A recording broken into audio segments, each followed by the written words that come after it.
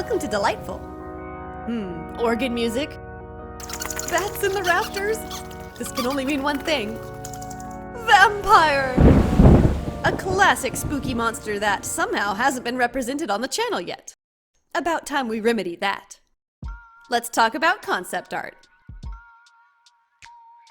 Vampire lore is loose enough that authors can pick and choose what they like or even come up with their own traits for vampires, while still incorporating enough of the classic features for audiences to recognize the blood-sucking beast.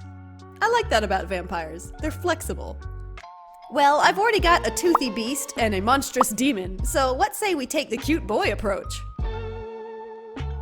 I sketched up an arrogant-looking anime boy and was like, yep, that's him. But what about clothes? I waffled between the idea of a classic costume or a modern costume. Making a modern jacket that was heavy on the vampire and Halloween themes could be really fun. Imagine a vampire who really leans into it and loves Halloween. But the jackets I designed didn't have quite the right vibe. Eventually, I landed on a mix of the two. A biker jacket with coattails and an unnecessary number of collars. Heck yeah! Let's bring him to life. Behold, today's sacrificial victim. Deuce Gorgon from Monster High, Generation 3. To the work table he goes.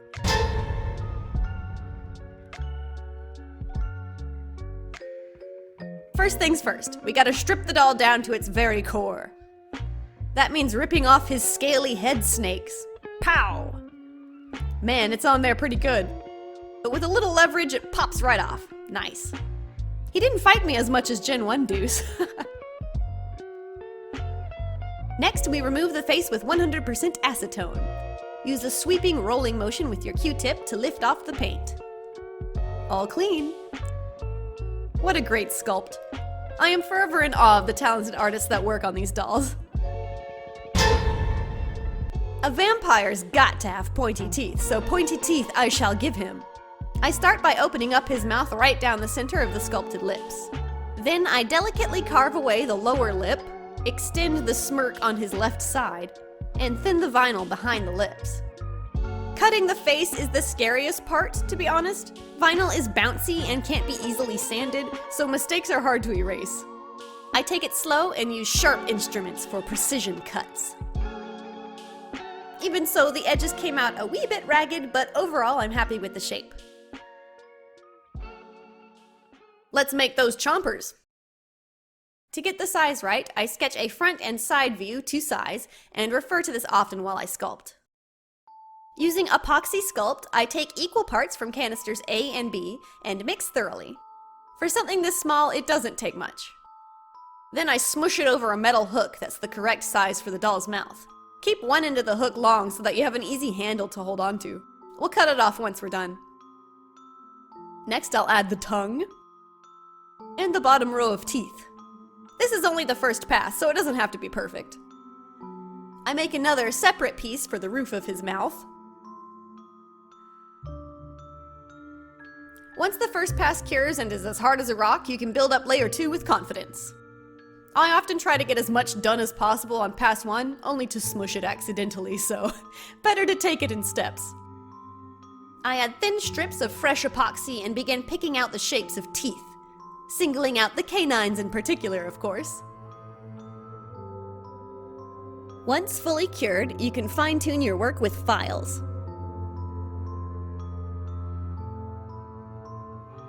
The doll's head is already messed up from ripping off the sculpted hair, so I don't feel bad about carving a big window in the back of his skull. This should give us plenty of room to insert his mouth parts. Let's try setting the teeth in place. Yeah, I think this is gonna work. I cut off the extra wire and place the bottom row of teeth into the jaw with a touch of glue.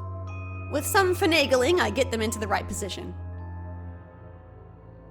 Once I'm happy with the placement, I come in through the back and add some epoxy blobs for support and strength.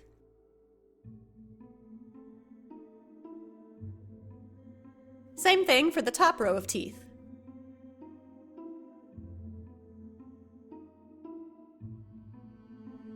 Not bad. That looks pretty good. With one more light pass of epoxy, I form a new stretched out lower lip and try to fill in and smooth out some of my rougher cuts.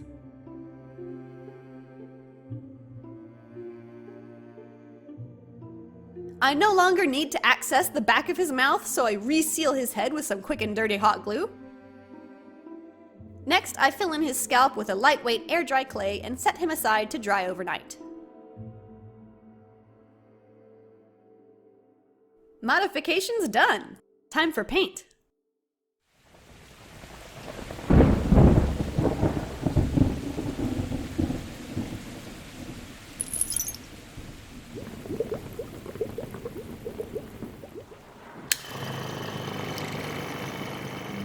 You'll be happy to know that since our last mighty battle with the airbrush, we've gained some insight into the error of our ways.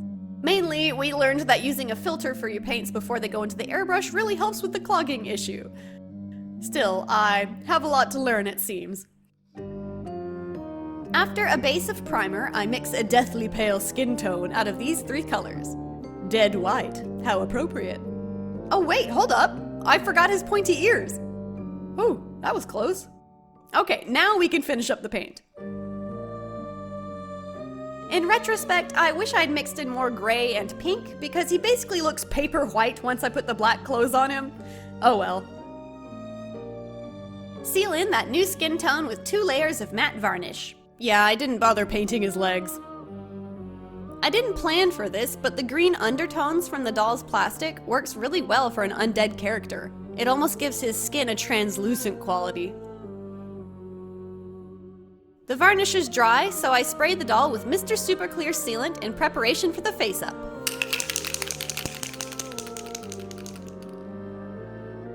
Head to the description box under this video if you want to know about the materials I use.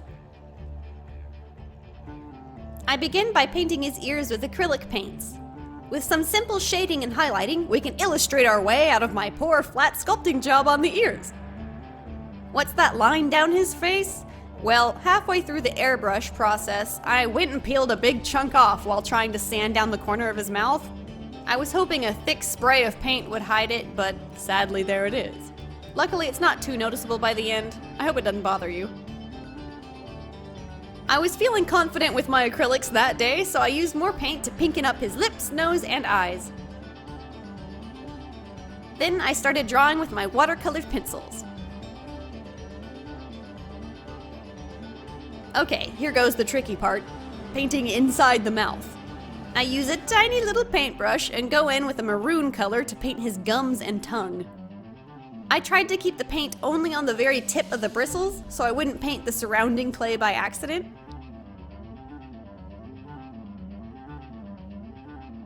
After another layer of sealant, I build up the darker values of red, brown, and black to bring out his prominent eyebrows and pointed lash line. Fill in the red eyes. Ah, yeah, that's the stuff. I go back and forth between pencils, acrylics, and pastel dust until everything looks just right. I painted the whites of his eyes a light gray this time so that the catch light really shows up. I'm hoping this makes him look like he's in shadow or in a place with dim lighting. A final spray of sealant and he's done.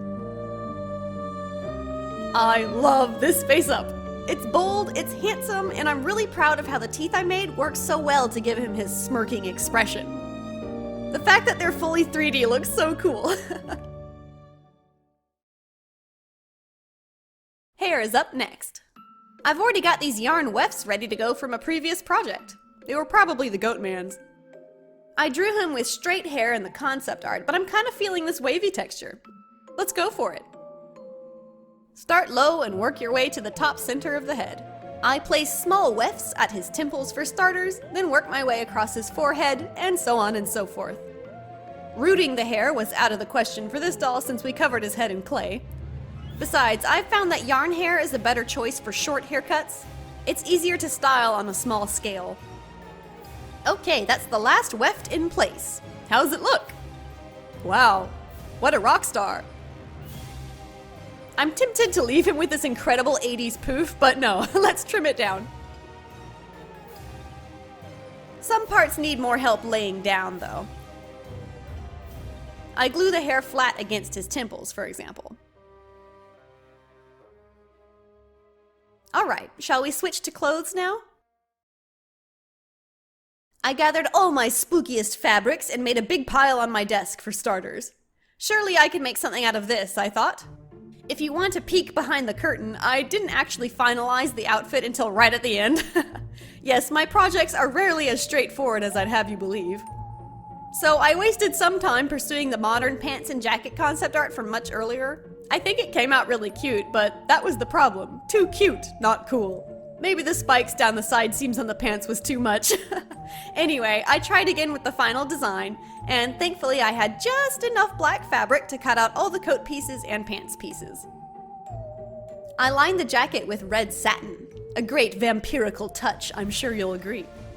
I find that if you want to line your doll's clothes, only do it on the bodice pieces that show. It's not worth the double thick layer on the arms. Also, lining clothes is really hard and I'm not very good at it, so the fewer the pieces, the better. I gather the wrists, add a red shirt underlayer, and then with the outfit on the doll, I simply hold up my best guess for the collars, modify them on the go, and stitch them in place. It's my tried and true, I don't have a pattern but I believe in myself, brute force approach. I bent tiny belt buckles out of paper clips and used a 1/8 inch ribbon for all the belts. Let's not forget the velvet bat decal for the back of his jacket. Aw, it's pretty cute. I whip stitched around the entire perimeter of the bat to affix it to his jacket. It's a subtle shift in texture, a subtle detail, almost invisible unless it catches the light. How mysterious. I finished the jacket by painting on buttons and stripes with acrylic paint.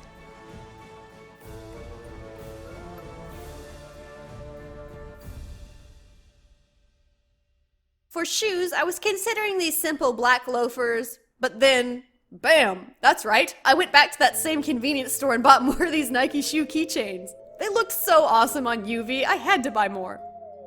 I like how they make the foot look bigger. I'm into that whole cartoon proportions Bratz aesthetic. The keychains only come with one random shoe though, so I had to paint a different one to match. But you can't tell.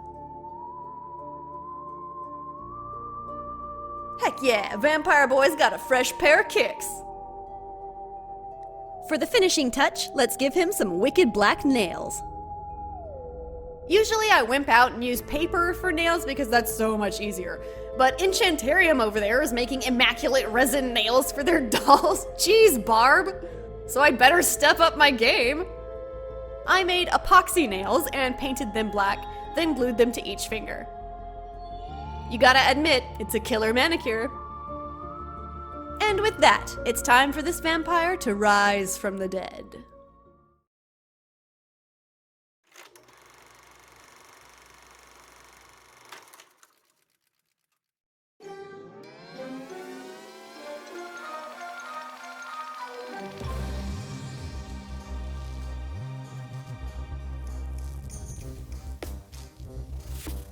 It's a pleasure to meet your acquaintance, Heathcliff. Overall, I'm really happy with how he turned out. Although his design doesn't stray far from your average vampire aesthetic, the black hair, pale skin, red eyes, lots of colors, you know, I think it's that toothy smirk that sets him apart and gives him a lot of personality. He may look dark and brooding, but he's got this big cheeky grin. Depending on the angle and lighting, he can look friendly, seductive, or sinister.